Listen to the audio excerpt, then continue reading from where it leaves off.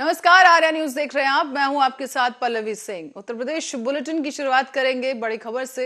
सपा राष्ट्रीय अध्यक्ष अखिलेश यादव मैनपुरी सांसद पत्नी डिंपल यादव और अपनी बेटी टीना के साथ विजय रथ पर सवार होकर मैनपुरी पहुंचे हैं। यहां उन्होंने मैनपुरी के प्रसिद्ध नारायण मिष्ठान भंडार पर करीब 1 घंटे का समय बिताकर परिवार के साथ भोजन किया है और पहली बार वो इस रूप में दिखाई दिए। अखिलेश यादव ने इस बीच भाजपा पर भी जमकर निशाना साधा है। कहा, बीजेपी पिछड़ों का वोट लेना जानती है, उन्हें सम्मान देना नहीं। हक सम्मान की बात की जाए तो उस पर बीजेपी के लोग धोखा देते हैं।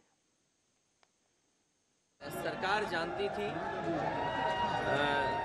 अगर हम दूसरी तरीके से कहें तो कंटेम्प्ट ऑफ कोर्ट भी है कि जब सरकार की जानकारी में था कि सुप्रीम कोर्ट ने पहले भी इस तरह की कहा था व्यवस्था के लिए, उसके बाद भी सरकार ने निकाय चुनाव जानबूझ के कराने की कोशिश की और पिछड़ों का आरक्षण अभी छीन रहे हैं। आने वाले समय में ये दलित भाइयों का भी आरक्षण छीनेंगे। जो बाबा साहब भीमराव अम्बेडकर जी ने हमें रास्ता दिखाया, जो संविधान के तहत हमें व्यवस्था मिली थी, तो उन अधिकारों को छीनने का काम सरकार कर रही है। और ये फैसला केवल निकाय का नहीं है, उनके काम करने का तरीका अगर आप देखो, जितने भी अपॉइंटमेंट्स हैं उसमें कहीं भी आरक्षण की कोई बात नहीं है।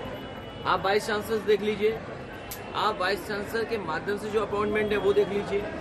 ये सबसे बड़ी टेक्निकल यूनिवर्सिटी है जिसके वाइस चांसलर पर उंगली उठ रही है। जितने भी डायरेक्टर्स अपॉइंट हुए हैं वो कौन लोग हैं। इसलिए भारतीय जनता पार्टी पिछड़ों का वोट लेना जानती है, लेकिन उन्हें सम्मान देना नहीं जानती। जब हक और सम्मान की बात करेंगे तो भारतीय जनता पार्टी के लोग हमेशा धोखा देंगे। केशव प्रसाद मौर्य ने कहा है कि अखिलेश यादव को एक उप मुख्यमंत्री पिछड़े वर्ग का अच्छा नहीं लग रहा। अरे हम तो क्या कहते हैं, अरे हमने ये कहा कि तुम अपने 100 समर्थन में ले आओ और हम आपका सहयोग कर देंगे।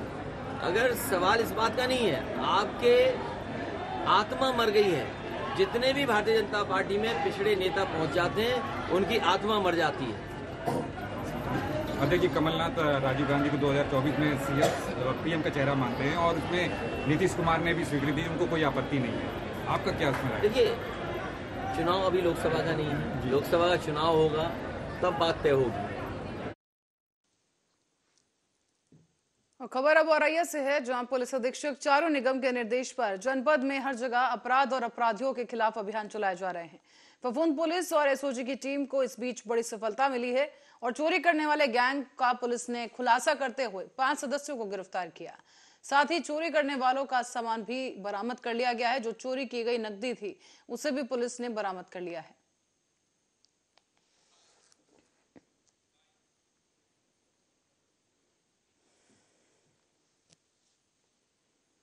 और आगामी 6 जनवरी से प्रयागराज में शुरू होने वाले माघ मेले के लिए रायबरेली से जाने वाले श्रद्धालुओं को दिक्कतों का सामना न करना पड़े, इसकी खास व्यवस्था की जा रही है।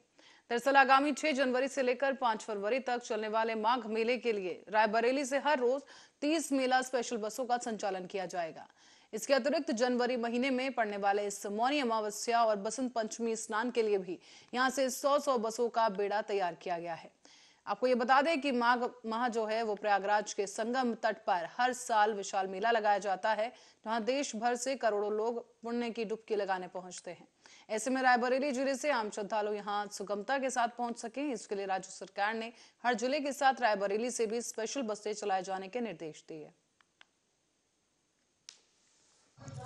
माननीय क्षेत्रीय प्रबंधक महोदय लखनऊ के आदेशों के अंतर्गत जो हमें कल प्राप्त हुआ है, उसके द्वारा रायबरेली डिपो की 75 बसें माघ मेला प्रयागराज 2023 के लिए लगाई गई हैं। ये 75 बसें मूलतः मौनी अमावस्या और बसंत पंचमी के लिए लगाई गई हैं, जो कि 20 जनवरी से लेकर 27 जनवरी के मध्य पड़ेगा। और लखनऊ क्षेत्र की 300 बसें इस एक सप्ताह के अंतर्गत लगाई गई हैं।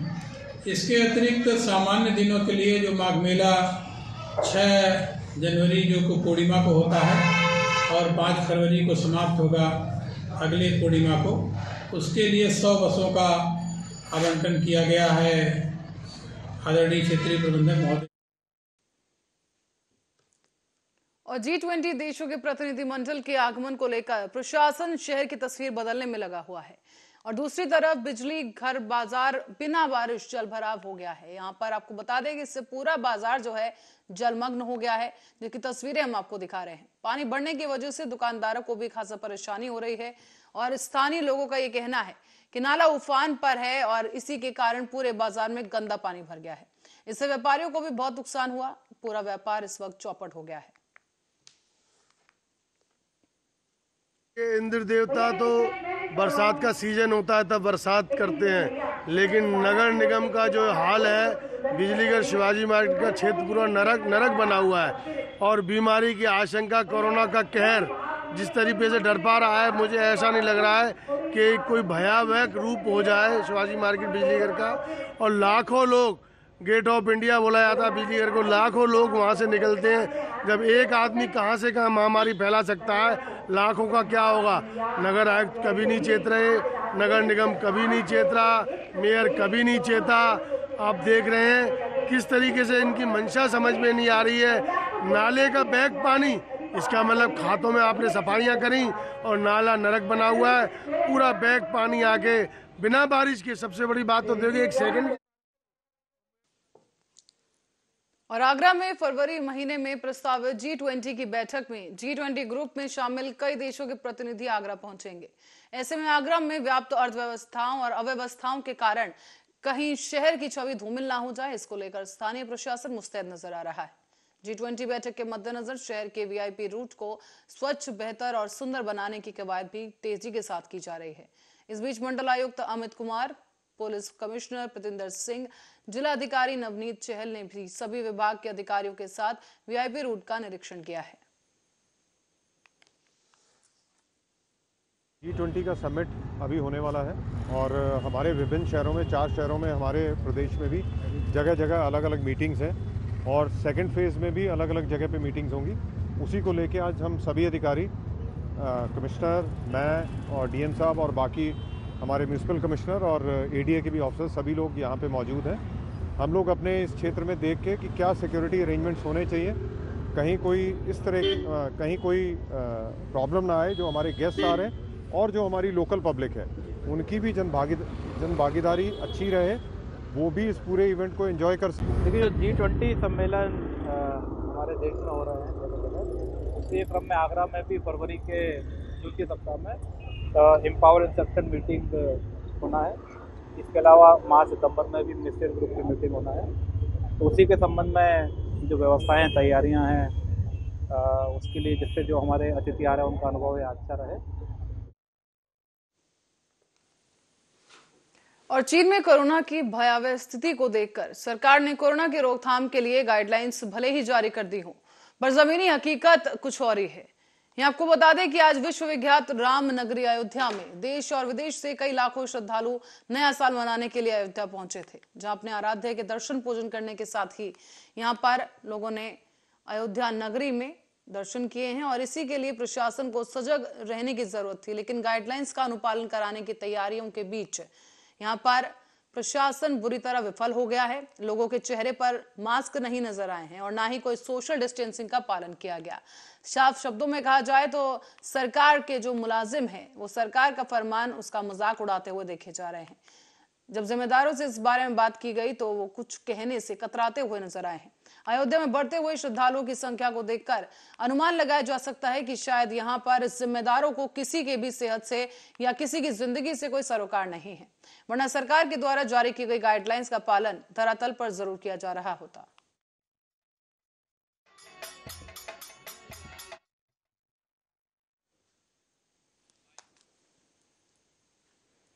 और हमीरपुर की ओर रुख करेंगे, जहां से खबर है जिले में चंदन तस्कर गिरोह फिर से एक्टिव हो गया है और इसका आतंक लगातार जारी है। चौथी बार चंदन के पेड़ काटकर चोरी करने की कोशिश की गई।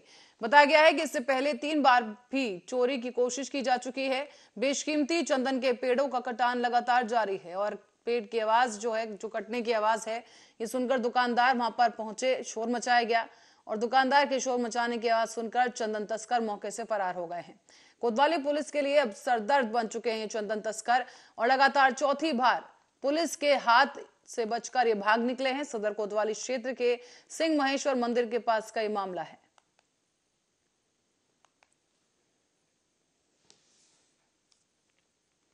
और कानपुर देहात से खबर है कि पुलिस के हाथ बड़ी सफलता लगी है। यहां पुलिस ने 10 किलो गांजे के साथ युवक को गिरफ्तार किया और इस आरोपी के पास से मोबाइल और सेंट्रो कार को भी बरामद कर लिया गया है।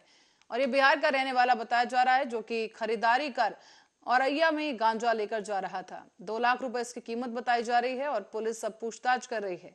बिहार के रहने वाले इस युवक का नाम सामने आया है और पुलिस ने इस मामले को दर्ज कर पूछताछ शुरू कर दी है। अकबरपुर कोतवाली पुलिस के नेशनल हाईवे से इसे गिरफ्तार किया है पुलिस ने और अब पूछताछ जारी है। ये कल शाम को प्रभारी निरीक्षक अकबरपुर और सीओ अकबरपुर की टीम के द्वारा आगरा रोड पर लगभग 5 बजे एक सेंट्रो कार से एक व्यक्ति को गिरफ्तार किया है, जिसमें तलाशी लेने पर उसके पास से लगभग 10 किलो गांजा बरामद हुआ है। संबंधित धाराओं में अभियोग पंजीकृत किया गया है, नियमानुसार उसको जेल भेजा जाएगा। इसके अलावा ये रायबरेली जिले की कानून व्यवस्था इस वक्त ध्वस्त होती नजर आ रही है। यहाँ मंदिर में दर्शन करने के लिए जा रही एक महिला से टप्पेबाजी की गई है। सरेराम इस महिला के साथ सरेराह टप्पेबाजी की गई और सोने की चेन और अंगूठी लेकर ये टप्पेबाज फरार हो गए हैं। मामला है महाराजगंज कोतवाली क्षेत्र के अंतर्गत औरीदास मंदिर का।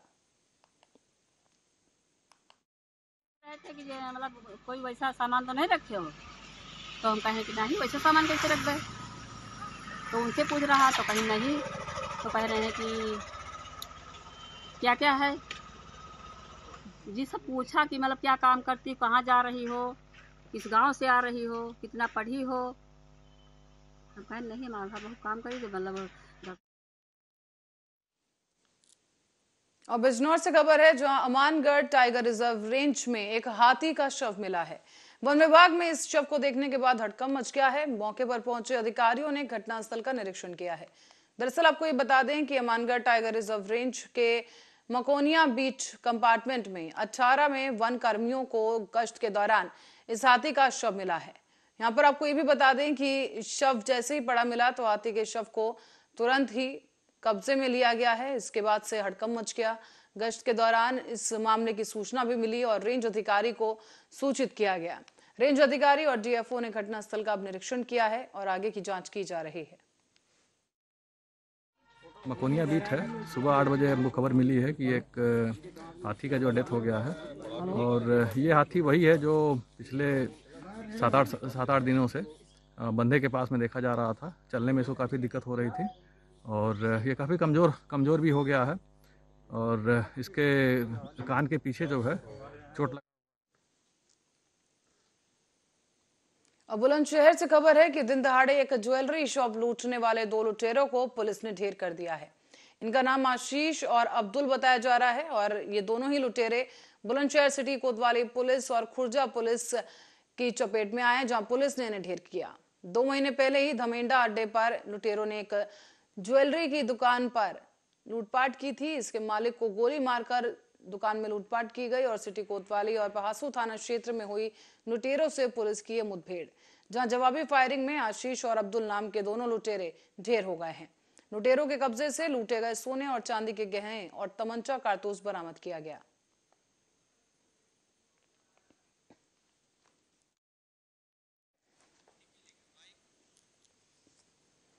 फर्जी नर्सिंग होम में गलत ऑपरेशन करने का एक और मामला सामने आया, जहां पर गलत इलाज मिलने की वजह से एक प्रसूता की मौत हुई है। परिजनों ने इस बीच जमकर हंगामा काटा और फर्जी तरीके से खुला ये हेरिटेज अस्पताल, जिसके स्टाफ पर यह आरोप लगाया गया है कि सही और सुरक्षित ऑपरेशन करने की जो गारंटी ली गई थी, उस गारंटी पर ये खरे नहीं उतरे हैं। महिला की हालत बिगड़ गई और आगरा के लिए उसे रेफर किया गया, जब रास्ते में महिला ने दम तोड़ दिया है। महिला की मौत के बाद नर्सिंग होम में संचालक हॉस्पिटल छोड़कर फरार हो गए हैं। कस्बे में अभी फर्जी दर्जनों नर्सिंग होम संचालित हैं और हेरिटेज नर्सिंग होम में पहले भी इस तरह की कई वारदातें हो चुकी हैं, जहां पर इलाज के दौरान कई मरीजों की जान गई। पत्नी को इन्होंने गर्भवती होने के कारण इन्होंने जबरदस्ती गलत जगह ऑपरेशन करके जी, और इन्होंने जहाँ तक थी वहाँ तक अपने डॉक्टर बुला के और जिम्मेदारी लेने के बावजूद जी उन्होंने मेरी छोटे भाई की पत्नी को क्या कह करके यहाँ पर भर्ती किया था और क्या पूरा मामला है? मेरे से भी बहसबाजी होगी। मैंने आप गारंटी ले रही हूँ कि मेरी जिम्मेदारी है और नॉर्मल डिलीवरी करके दूंगी। किसने कहा था कि मेरी जिम्मेदारी है? और गोरखपुर में नए साल के जश्न के बीच गोरखनाथ मंदिर में बम होने की झूठी सूचना देकर सनसनी फैलाने वाले आरोपी को पुलिस ने 24 घंटे के भीतर गिरफ्तार किया। आरोपी बिहार का रहने वाला है और वो गोरखपुर के गोरखनाथ क्षेत्र में बेकरी की दुकान पर काम कर रहा था। उसने पुलिस को कॉल करके गोरखनाथ मंदिर में बम होने की झूठी सूचना देकर सनसनी फैलाई। इस सूचना के बाद पुलिस और खुफिया एजेंसियों के हाथ पांव फूल गए। मुख्यमंत्री के 2 दिवसीय प्रवेश के दौरान यहाँ पर अधिकारियों ने इस सूचना को गंभीरता से लिया और जांच की, लेकिन ये सूचना झूठी निकली। अब बीते साल आतंकी मुर्तजा अब्बासी ने गोरखनाथ मंदिर में 2 पीएसी जवानों पर यहाँ पर जिस तरह से मारपीट की थी और इस चूक से हमला किया और सनसनी फैली थी। इसके बाद मंदिर में घुसने के प्रयास के दौरान उसे गिरफ्तार कर लिया गया था। व्यक्ति द्वारा 112 नंबर पर फोन करके ये सूचना दी गई थी कि गोरखनाथ मंदिर में कुछ लोग केक के बहाने बम लेकर अंदर प्रवेश किए हुए हैं। इस संबंध में जैसे सूचना प्राप्त हुई उससे गंभीरता से लेते हुए तत्काल टीमों का गठन किया गया और उपरोक्त व्यक्ति को सर्च किया गया। उपरोक्त व्यक्ति जब मिला तो उससे पूछताछ की गई। पूछताछ के क्रम में कई चीज़ें सामने आई। इस संबंध में थाना कैंट पर एक अभियोग पंजीकृत किया गया है। अभियोग पंजीकृत करने के बाद में उपरोक्त व्यक्ति को हिरासत में लेकर न्यायिक परीक्षा में भेज दिया गया। और रायबरेली में शॉर्ट सर्किट से एक हादसा हो गया है। यहाँ आटा चक्की में शॉर्ट सर्किट की वजह से आग लगी और इसकी वजह से मशीनरी और सारा सामान जलकर राख हो गया है। महाराजगंज थाना क्षेत्र के अंतर्गत बछरवा रोड पर स्थित चक्की थी जहां पर यह हादसा हुआ है। तस्वीरों में हम आपको दिखा दें कि यह आटा चक्की है जिसमें शॉर्ट सर्किट के कारण आग लगी और इसकी वजह से काफी सामान जल गया है। इस शॉर्ट सर्किट की वजह से आग लगी है और इस दौरान चक्की में रखा हुआ सारा सामान और मशीन जलकर खाक हो गई। आनन फानन में स्थानीय लोगों की सूचना पर फायर ब्रिगेड मौके पर पहुंची और दमकल कर्मियों ने आग पर काबू पाया है। यहाँ पर घटना कैसे हुई? ये घटना लाइट शॉर्ट सर्किट से हुई। अच्छा, तो इसकी सूचना आपने किसी को दिया था पहले? इलेक्ट्रिक में लाइट वालों को दी गई है जी, कोतवाली परिषद को दी गई है जी, और अग्निसंयम को दी गई है जी, जिसमें लगभग 1.5 घंटा बाद अग्निसंयम यहाँ पे अब उपस्थित है। सही बात है, एकदम सही बात है। जो आपके सामने देख रहे हैं ये कंडीशन पे है जी कि सारे यहाँ के जितने रहने वाले हैं उन्होंने अपनी पूरी मेहनत करके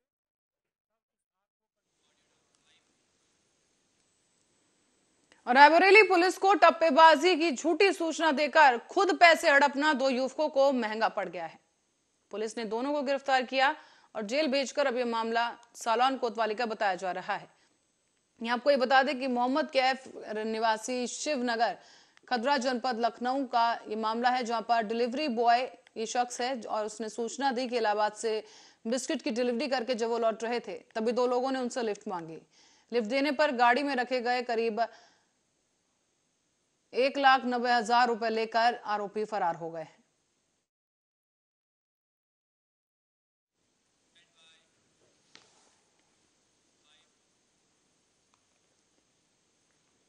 और आपको बता दें कि कुलपति प्रोफेसर राजेश सिंह ने बताया है कि कई नए कोर्सेज और नए स्टूडेंट्स, नई फैकल्टी, 25 नए मेडल और अवार्ड भव्यता को बढ़ाते हुए नजर आ रहे हैं।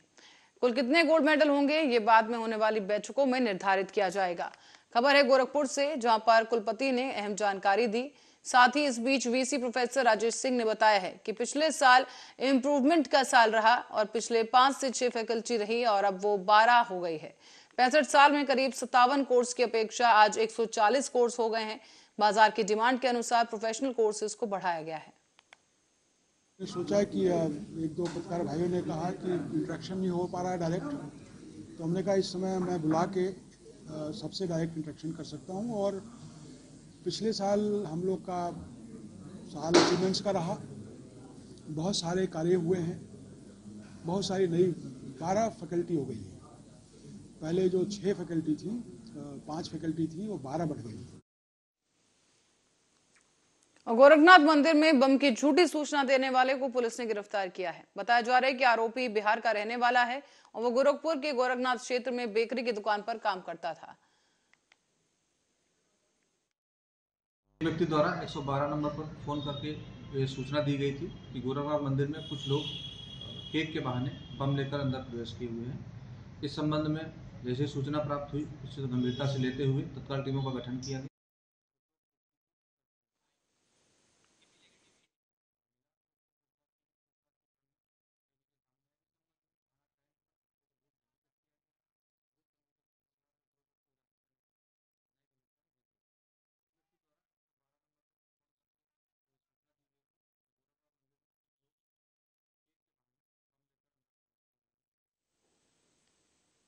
इस बीच एक खबर है शाहजहांपुर से, जहां पर एक नमकीन फैक्ट्री में आग लग गई है। बताया जा रहा है कि 12 अक्टूबर की एक घटना है और बूंदी कारीगर की मौत के मामले में पुलिस ने जांच के आदेश दे दिए हैं। बताया जा रहा है कि बीते दिनों राहुल राठौड़ को करंट लगने की वजह से संदिग्ध परिस्थिति में उसकी मौत हुई और घटना के 18 दिनों के बाद 1 नवंबर को एसपी सिटी के आदेश पर थाना पुलिस ने आरोपियों के खिलाफ कई धाराओं में रिपोर्ट दर्ज की। घटना को हुए लगभग 3 महीने का समय बीत चुका है, लेकिन बावजूद इसके पुलिस ने नामजद आरोपियों के खिलाफ कोई कार्रवाई नहीं की।